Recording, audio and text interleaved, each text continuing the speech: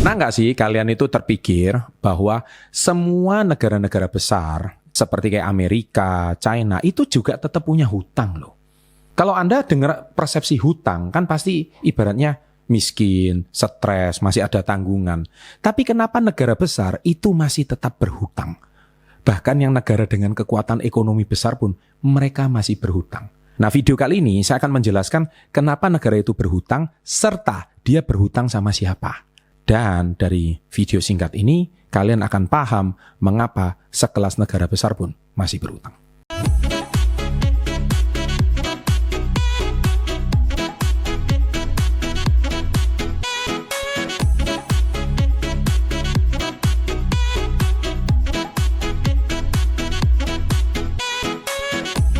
Welcome to Success Before 30 Business and Financial Mentoring. Sahabat entrepreneur, salam hebat luar biasa. Selamat datang kembali ke Financial and Business Mentoring. Di video kita kali ini kita akan membahas tentang apakah hutang itu selalu buruk. Bahkan sekelas konglomerat pun mereka itu masih punya hutang. Kita perhatikan 10 orang terkaya di Indonesia, mereka masih punya hutang. Kita lihat para pejabat dan politisi ketika mereka mendeklar kekayaan mereka, pasti ada hutang. Pertanyaan saya, pasti persepsi Anda berkata, kenapa orang kaya pun masih berhutang? Nah, video ini kita akan membahas secara global mengapa sekelas negara pun berhutang, sekelas konglomerat pun masih ada hutang. Sebenarnya apakah hutang itu pasti buruk? Ternyata enggak juga. Setiap negara tidak cukup mencetak uang jika membutuhkan dana. Apakah negara mencetak uang sembarangan justru dapat hyperinflasi? Itu sudah saya pernah bahas di video sebelumnya. Jadi meskipun hutang seringkali terdengar menakutkan, hutang itu juga punya peran penting jika dikelola dengan baik. Saya pernah membahas itu video ini 7-8 tahun yang lalu. Ada 2 jenis hutang, hutang baik dan hutang buruk. Kalau hutang buruk ya Anda gunakan untuk konsumsi, bermain judi, kemudian untuk suatu pengeluaran yang sudah jelas tidak jelas pemasukannya itu Anda berhutang itu konsumsi yang jelas tidak ada pemasukan balik. Tapi beda sama hutang baik. Hutang baik itu Anda hutang untuk berbisnis, Anda hutang itu untuk mengembangkan bisnis Anda hutang untuk menambah pemasukan baru Anda hutang itu untuk produktif. Nah, itu namanya hutang baik. Nah, kurang lebih seperti itu. Jadi negara pun mereka berhutang itu tujuannya untuk menambah anggaran, menambah pemasukan negara dan mengurangi defisit. Nanti saya akan jelaskan di belakang. Pertanyaan sekarang, apakah hutang selalu buruk? Nah, ini video yang akan saya bahas semuanya. Apa itu hutang nasional? Kita bicara negara sekelas Indonesia yang selalu digembar-gemborkan oleh lawan politik daripada rezim, itu adalah hutang dari zamannya Pak Habibie, dari zamannya Pak Soeharto naik ke meningkat besar ke Pak Habibie, dari Pak Habibie naik lagi ke zamannya Bu Mega, hutangnya tambah besar lagi, di zaman Pak SBY lebih besar lagi, di zaman Pak Jokowi paling besar. Sekarang pertanyaan saya, kurang fair, saya hari ini bukan rezim ya, bukan mensupport daripada pemerintahan sekarang Pak Prabowo dan sebagainya. Nanti Pak Prabowo harus membayar hutangnya Pak Jokowi yang dibikin di era Pak Jokowi. No, padahal Menteri Keuangannya sama. Padahal Menteri Keuangannya 3 periode. Menteri Keuangannya Bu Sri Mulyani itu dari era Pak SBY. Dari era Pak Jokowi termasuk eranya Pak Prabowo. Menteri Keuangannya tetap sama, presidennya yang berbeda. Tapi biasalah lawan politik nggak senang dengan presiden tertentu diolok-olok padahal Menteri Keuangannya sama. Apakah Menteri Keuangan nggak tahu track recordnya? Jelas tahu track recordnya. Bahkan Menteri Keuangan kita sekarang Ibu Sri Mulyani itu kan juga mantan World Bank, ya kan, presiden dunia. Jadi itu juga kita harus tahu bersama Ibu Mariela LK Pangestu. Waktu itu kan pelepasannya kan saya juga hadir ya di era tersebut. Jadi apa itu utang nasional? Utang nasional juga dikenal sebagai utang publik atau utang kedaulatan, adalah total uang yang dipinjam oleh pemerintahan pusat dari berbagai sumber.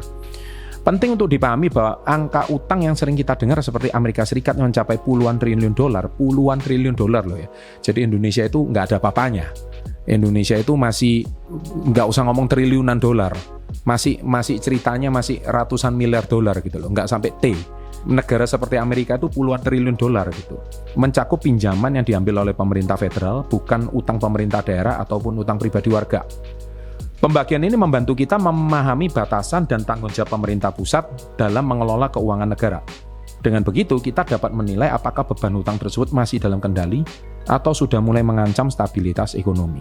Mengapa negara meminjam uang? Negara memilih meminjam uang bukan tanpa alasan. Ada beberapa faktor utama yang mendasarinya. Yang pertama, negara meminjam uang itu ada 3 sebab. Yang pertama, pembiayaan defisit. Itu nanti kita akan bahas supaya neraca laba dan ruginya itu tidak jauh, dan itu pembiayaan defisit. Yang kedua adalah investasi infrastruktur. Kita perhatikan tidak fair juga kalau dibilang Pak Jokowi itu hutangnya banyak, tapi berapa banyak jalan tol yang sudah dibangun, berapa banyak bendungan yang sudah dibangun, berapa banyak lapangan udara atau bandara yang dibangun. Intinya infrastruktur Indonesia itu sangat maju di era 10 tahun kepemimpinannya Pak Jokowi. Dan itu investasi infrastruktur. Dan itu semua adalah pemasukan bagi negara. Jadi kita jangan cuma melihat hutangnya naik, tapi nggak dilihat pemasukannya juga naik. Nah itu kita harus lebih cerdas. Makanya di Success Before 30 ini, saya selalu mengajarkan dari sisi yang lain. Jadi supaya kita nggak mentah-mentah membaca berita itu lantas, Indonesia utangnya banyak, Indonesia utangnya banyak. Dan yang ketiga adalah penanganan krisis seperti COVID itu kemarin. Yang pertama, menutup defisit anggaran. Setiap negara memiliki anggaran pendapatan dan belanja. Sama seperti kayak keluarga lah. Keluarga tahun ini ketika saya sudah berkeluarga punya 2 anak, saya punya anggaran juga. Kalau saya hidup single mungkin pengeluaran saya 1 bulan contohnya 2 juta, 3 juta cukup. Tapi kalau saya hari ini sudah berkeluarga, punya istri, punya anak, 2, anggaran pendapatan belanja keluarga saya juga meningkat. Contoh untuk sekolah, biaya kesehatan, biaya pendidikan, ya anak-anak, kemudian itu semua naik. Contohnya mungkin kalau dulu single 3 juta, sekarang naik jadi 10 juta, contohnya. Nah, setiap negara punya anggaran, sama juga. Pendapatan utama itu dari pajak, ya itu negara pasti dari pajak. Namun seringkali pengeluaran untuk pendidikan, kesehatan, infrastruktur, layanan publik lainnya itu melebihi pendapatan tersebut, ya sehingga otomatis pendapatan daripada negara itu seringkali minus oleh anggaran pendidikan, kesehatan, infrastruktur. Ini kan naik terus. BPJS contohnya. BPJS itu zaman saya kecil dulu nggak ada. Makanya waktu ibu saya meninggal, itu kan BPJS-nya nggak ada. Kami asuransi pun nggak ada. Sehingga akhirnya nggak ditanggung sama sekali. Nah, padahal negara maju pasti ada BPJS. Itu besar sekali. Infrastruktur, layanan publik lainnya. Ya, jadi itu layanan publik gratis contohnya. Taman, kota, taman lansia, itu kan semua fasilitas umum. Itu kan semua perlu biaya. Nah, untuk menutupi selisih ini, pemerintah memutuskan meminjam uang. Meminjam uang tujuannya untuk apa? Untuk hutang baik. Jadi contohnya banyak proyek-proyek yang bagus, tapi karena modalnya kurang, jadi negara itu pinjam. Nah, ketika pinjam, pendapatannya naik. Contohnya, nanti saya akan berikan contoh tentang defisit itu, misalkan gini, paling simpel tuh gini. Kamu hari ini pekerja freelance, gaji tetap tidak ada, dan kamu ingin nambah penghasilan tambahan, yaitu kamu mungkin jadi supir Gojek. Satu hari kamu bisa dapat pendapatan mungkin katakanlah bersih supir Gojek kalau di Jakarta kamu bisa dapat 400-500 ribu sampai 1 juta satu hari contohnya ya. Rata-rata kalau saya tanya supir Gojek itu rata-rata segitu.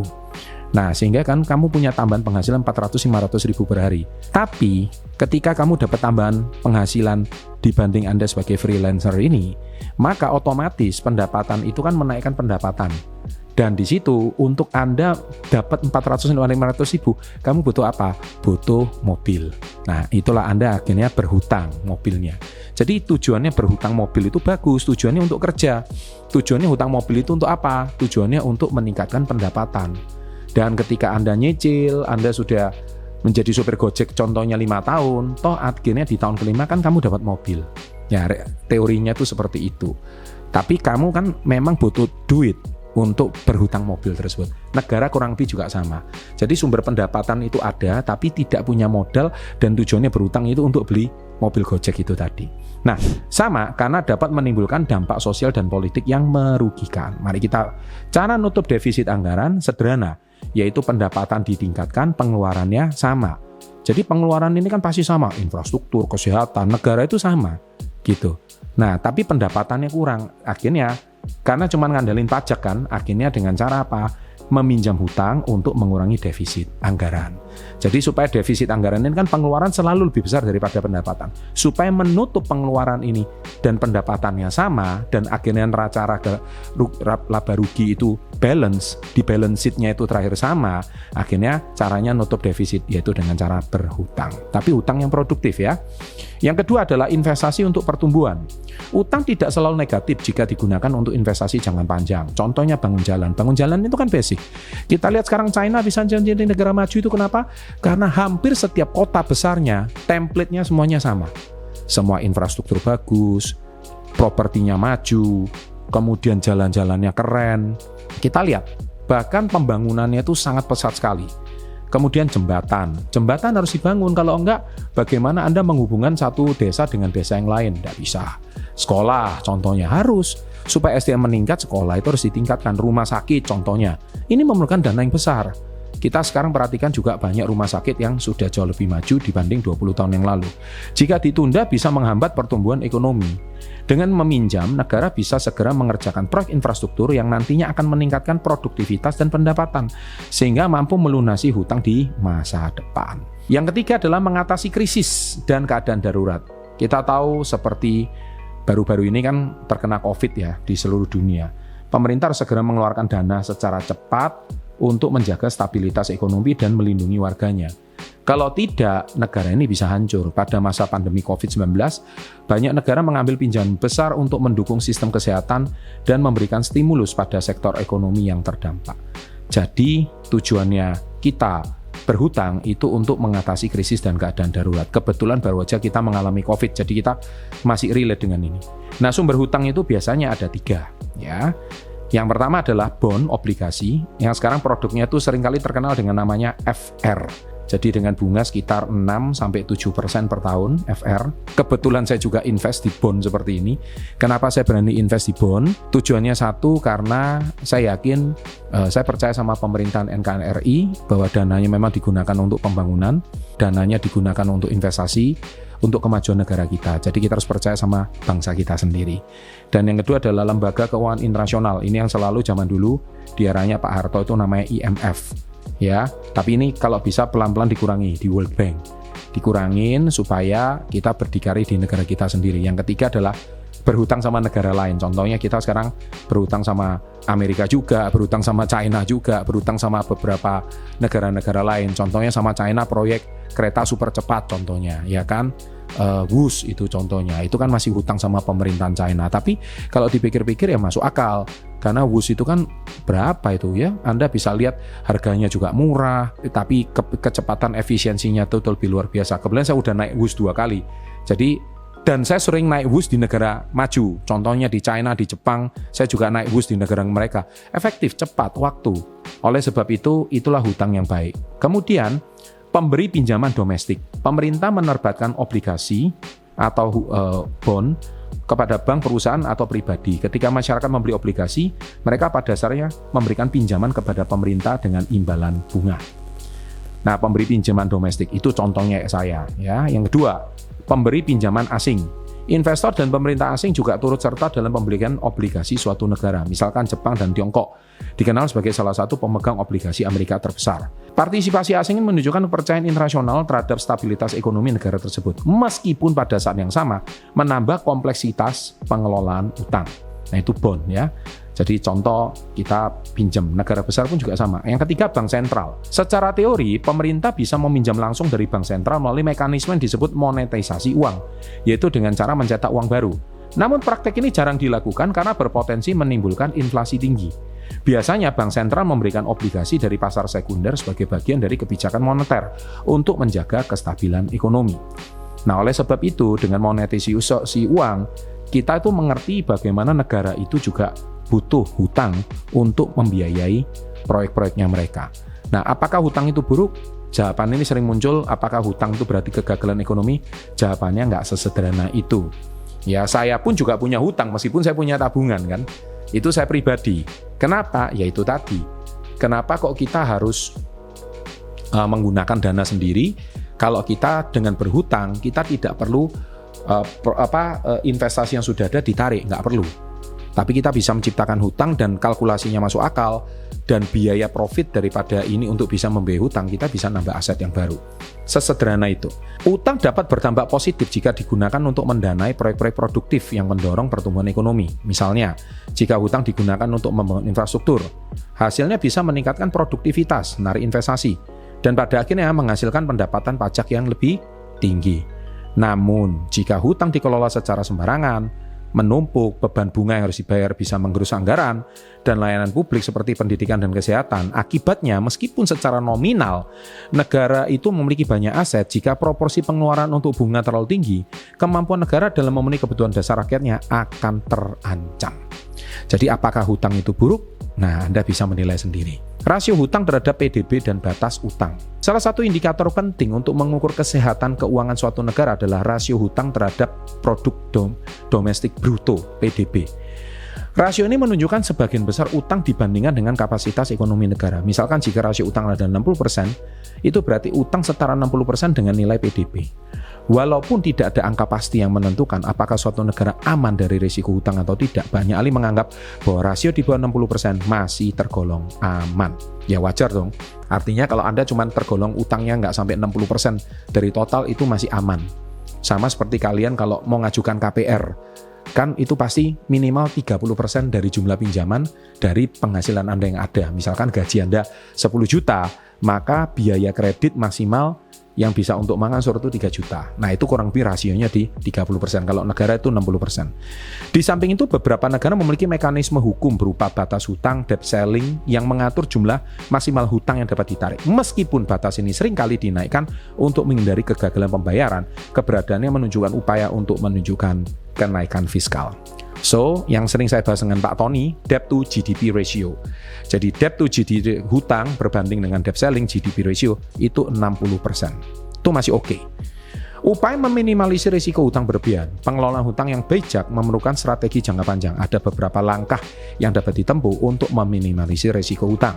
Ya. Jadi yang pertama, buat anggaran, bayar tepat waktu, kurangi pengeluaran, maka hutang kamu akan lunas tepat waktu. Pertimbangan konsolidasi hutang. Kebijakan anggaran seimbang. Pemerintah perlu melakukan reformasi dalam sistem perpajakan, efisiensi pengeluaran agar defisit tidak terus membesar. Upaya penghematan dan optimalisasi penggunaan dana sangat penting agar pinjaman yang diambil tidak menimbulkan beban yang sulit di atas masa depan. Berikutnya, peningkatan pertumbuhan ekonomi. Investasi di sektor pendidikan, kesehatan, dan infrastruktur akan meningkatkan produktivitas dan pertumbuhan ekonomi. Pertumbuhan stabil akan meningkatkan pendapatan negara sehingga kemampuan untuk membayar hutang pun menjadi lebih baik. Jadi peningkatan pertumbuhan ekonomi itu penting untuk sebuah negara. Diversifikasi sumber pendapatan. Mengandalkan satu jenis pendapatan, misalnya dari komunitas tertentu, membuat ekonomi rentan terhadap fluktuasi pasar. Sama seperti Anda. Ketika hari ini Anda cuma mengandalkan satu sumber pendapatan, gaji saja. Kalau kamu sakit, maka kamu kehilangan gaji. Itu tidak boleh. Maka kamu harus cepat melakukan diversifikasi, punya sumber pendapatan lain, agar Anda bisa suatu waktu kalau misalkan tubuh kita ini sakit atau kita ini tidak lagi mampu bekerja, kita masih bisa membackup biaya kehidupan kita dari pendapatan yang lain. Dengan mendiversifikasi sumber pendapatan, negara dapat mengurangi ketergantungan dan menjaga stabilitas keuangan. So, diversifikasi sumber pendapatan banyak sekali. Transparansi dan akuntabilitas. Jadi penggunaan dana utang harus dilakukan secara terbuka, diawasi dengan ketat. Keterlibatan masyarakat dalam pengawasan keuangan publik dapat mengurangi potensi korupsi dan penyelewengan serta membangun kepercayaan investor. Pembangunan cadangan devisa. Cadangan devisa juga sangat penting untuk menghadapi gejolak pasar global dan mendukung pembayaran utang luar negeri. Dengan memiliki cadangan yang kuat, negara akan lebih tangguh dalam menghadapi krisis ekonomi internasional. So, pembangunan cadangan devisa itu sangat penting bagi sebuah negara. Jadi kesimpulannya, hampir semua negara berhutang itu untuk berbagai alasan, mulai dari nutupi anggaran hingga pembiayaan pembangunan. Itu semua negara maju rata-rata seperti itu. Kedua, mereka berhutang kepada warga mereka sendiri, seperti bond, FR itu tadi. Investor asing dan kadang sama bank sentral. Rata-rata di situ. Jadi kita harus tahu negara itu berhutangnya pasti kepada 3 sektor. Warganya sendiri, investor asing, atau negara lain, sama bank sentral. Yang ketiga, jadi jelas bahwa setiap negara memiliki untuk berhutang, bukan semata-mata mereka kekurangan uang tunai. No. Ternyata ada banyak alasan strategis di balik keputusan itu, mulai dari nutupin defisit anggaran, membangun jalan, biarkan ekonomi makin lancar, sampai ngeluarin dana darurat saat krisis. Dan yang terakhir, soal mencetak uang tanpa batas malah bisa bikin harga naik gila-gilaan dan akhirnya bikin ekonomi ambrol. Video kali ini memang saya persembahkan untuk Anda, para sahabat SU30, supaya kita tahu bahwa kenapa sekelas negara besar pun masih berhutang. Reasonnya udah sangat jelas, ulangi terus video ini untuk menambah wawasan kalian, bahwa kalian pun juga suatu hari jangan anti berhutang.